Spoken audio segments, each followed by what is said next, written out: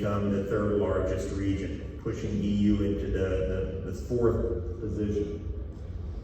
The global growth is slowing though when you look at, especially in North America and Europe, and that's because the market there is beginning to mature. Now when we look at crop group shares, biocontrols have historically been used in fruits and vegetables predominantly. And if you look at the inner ring here, which is 2021, you see that if you combine all the tree fruit, the vines, the berries, the vegetables and annual fruits, and the greenhouse vegetables, they make up about 75% of the market. But the thing you see moving out to 2029 is a rapid growth in the row crop market, and that's really being driven by things that are happening here in Latin America and particularly in Brazil. So let's focus on Latin America a little bit. As I said, it's the second largest market today. And Brazil in 2023 represents over half of the value of Latin America. That's up from about 43% of the value in 2021. And that growth is continuing. Mexico is second with about a 15% share. And then Chile, Argentina, and Peru occupy the next sort of level of countries, all with significant markets in some of the specialty crops. So why all the excitement about Brazil? Well, all you have to do is look at the news. And all these news items here, just about all came just from 2024. So almost every couple of weeks, there's a story about record number of registrations for biologicals in Brazil, a company that's going to focus their growth by coming to Brazil, an acquisition in Brazil, or stories about what's happening in Brazil and how the rest of the world can learn from it. And why is all that excitement? Well, you look at the green bar here, which are my estimates for the Brazilian biocontrol market, and you see between 2019 in 2023, it more than doubles, and then it almost doubles again by 2027, and by 2030, I think the market in Brazil will exceed $3 billion. So it's that kind of growth that is really making everyone, both companies in Brazil and outside of Brazil, want to really focus on this market. And when you look at the impact that Brazil has on the global biocontrol market, it's really astounding. 23% of the growth in value of the biocontrol market globally between 2021 and 2030 is in Brazil. The Brazilian market is growing at a rate 7% higher than all the rest of the world. And we also see that if I remove Brazil from the global market, the growth of the global market drops by 1.3%. So Brazil's impact is massive, and that is why everyone is focused on this country.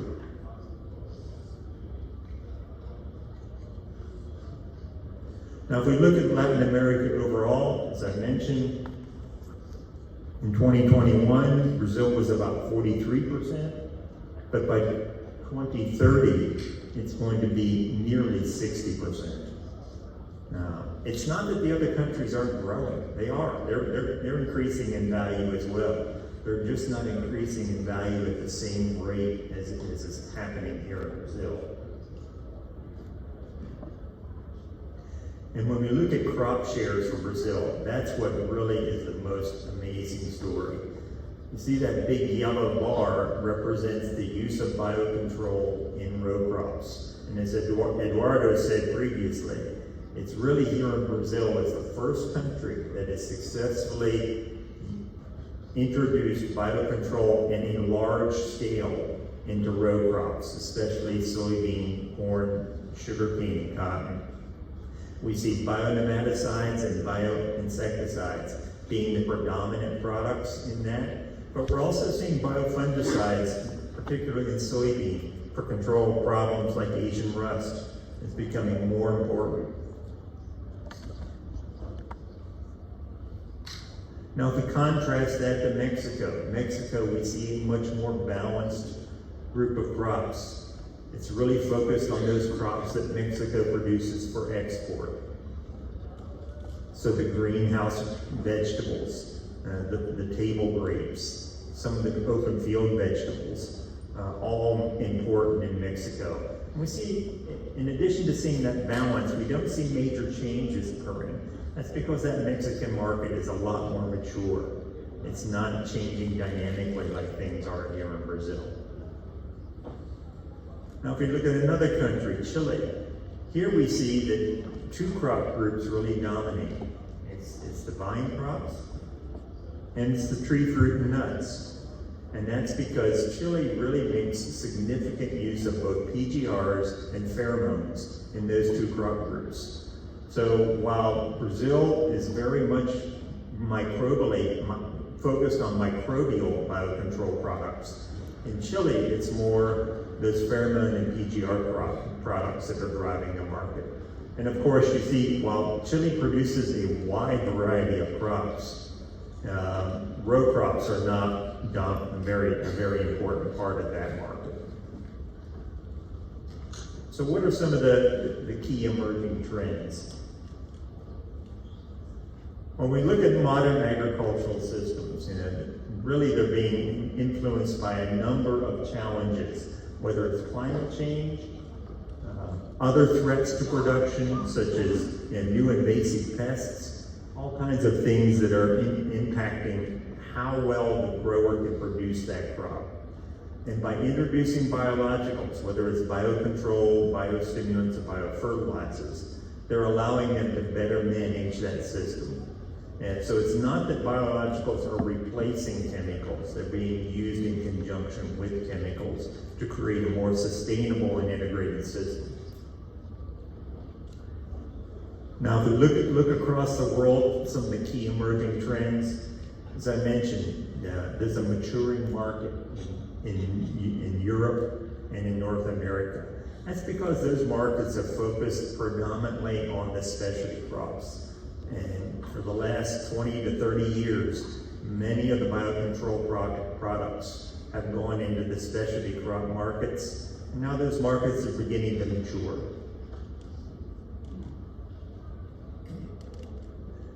Also, the other key difference you see, row crop usage of biocontrol in the northern hemisphere lags far behind what we see here in Brazil. We've seen the first introduction of a few products, but nothing on the scale that is occurring here.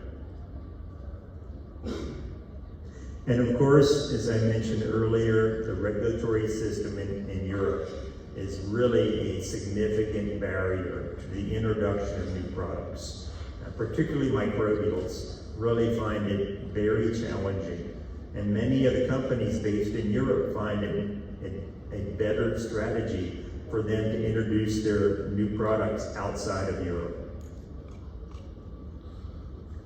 So I always, in my talks, like to talk a little bit about what's happening with mergers and acquisitions and investment in the industry.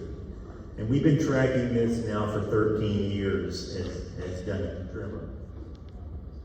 So biocontrol and biostimulants have been on a slightly different time scale. Those of you who've been in the industry long enough remember 2012 to 2014, there were a number of major companies, global companies, that invested in biocontrol. That was really the first wave of consolidation we saw. With biostimulants, it came later, about 5 years later, with companies like Syngenta, UPL, and others beginning to invest in biostimulants. And to be honest, in those early days, there was some overexcitement, overpromise in what was expected. And one of the key things that also was supporting that excitement were the low interest rates. Low interest rates for almost a decade that were historically at very low levels, forced investors to look for investments and opportunities that may have been in a little bit higher risk than they typically would pursue. As with any sector where the investment activity gets hot, there is some, what I call fear of missing out. Whether it's investors or companies, they see something happening, they get worried they're going to miss an opportunity, so they all jump in. You also hear it called the herd mentality. And then of course, in 2020, we had COVID hit, and there was a slowdown.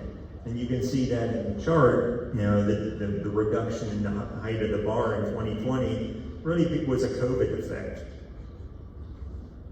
So what about today? The investment climate has changed significantly.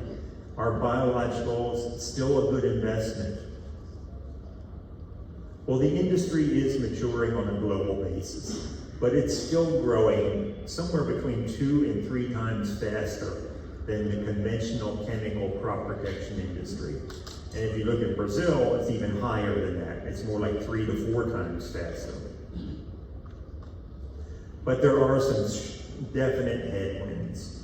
Interest rates are now 2 to 3 times higher than they were during the previous decade. That makes investors more critical and less willing to accept high-risk investments. We've also had what is referred to as a destocking of the conventional crop protection industry. During the COVID period with supply chain disruptions, there was an accumulation of inventory in the supply chain that has had to be worked out of the system. And you've seen that in the financial reports from many of the global crop protection companies have not been very positive over the last year. I think we're coming to the end of that sort of destocking period, but it's been a painful period for those companies. And then we have global events that are impacting the world, whether it's the Russia-Ukraine conflict, unrest in the Middle East, political, elections in the U.S. and elsewhere. These all have an impact on the investor's willingness to accept risk. But it's important to note that while many of these factors are impacting the attractiveness of biological investments, most of these factors are also impacting other industries as well. So biologicals are not unique. But a key thing that has happened is the investors have become much more knowledgeable. 10 years ago, many of the investors were brand new to agriculture or knew very little about biocontrol or biostimulants. But now they've become much better educated. They're asking much tougher questions during due diligence than they did 10 years ago. So, are biologicals still a good investment? Well, you see this headline here, certainly thinks Latin America is going to be a good investment. And I think companies that have innovative technology, that have really focused on the grower and thought about how does my product deliver value to the grower, and they have a solid business plan, those companies are going to find interest from investors. But it's important for those companies also to realize that the amount of funding available and also the valuation that those investors are going to place on their companies are much lower than they were 3 or 4 years ago. From an investor standpoint, they're looking for attractive investments, but they want those products to be differentiated, well understood, and thoroughly tested in the field. The days when a company could put together a nice pitch deck and have a couple greenhouse studies and get funded are gone. That's not going to happen anymore. They also are looking for these products to be integrated, and they recognize that there are no silver bullets. No one's going to come up with a biological that's going to replace all chemicals. So they're looking for how they work together with the other crop inputs that growers are using. And lastly, they want to see a solid business plan. So in summary, I think biocontrol continues to grow, and it's going to grow at a pace exceeding the conventional crop protection market. There is signs of maturity at the global level, but at regional and country level, there are areas where growth is very rapid. And of course, Brazil is the one example of that rapid growth that everyone points to. It's not only driving the growth in Latin America, it's having a significant impact on growth on a global basis. And it is growing, Brazil is growing at about 2x the pace of North America and Europe, and Latin America overall is growing at about 50% higher pace than those countries. EU growth, it suffers from what I call a self-inflicted wound. EU could be growing at a much higher rate if its regulatory system adopted some of the same tactics and approaches that have been adopted here in Brazil. Until that happens, EU is going to continue to lag in growth rate of the other regions. But when they do, and if they do, and I believe they will, I think we're going to see a definite dramatic increase in the growth rate for a number of years in Europe.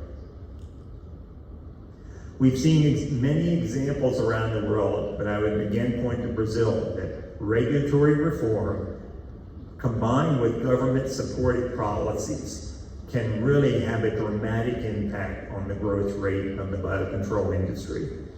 If you think back 5, 8 years ago, Brazil's growth rate wasn't what it is today.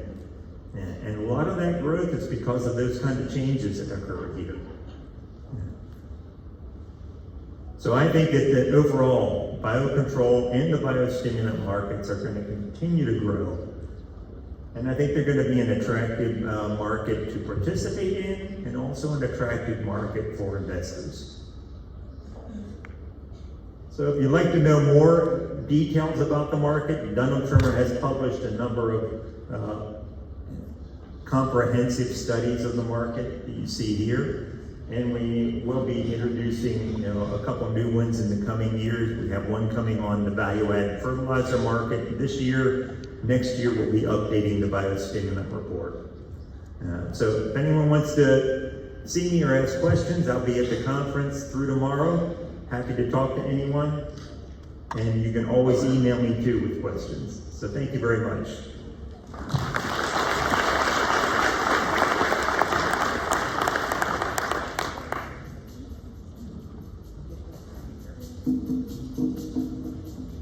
Thank you, Mark. Excellent presentation and a kind of good news for Brazil, right? So we are now having Solon Araújo. I'll be speaking for you. Solon Araújo, por favor, fundador e conselheiro da AMP, fará uma apresentação sobre os biofertilizantes e inoculantes no Brasil. Seja bem-vindo, Solon. Nós teremos uma sessão de perguntas das 10h30 às 10h45.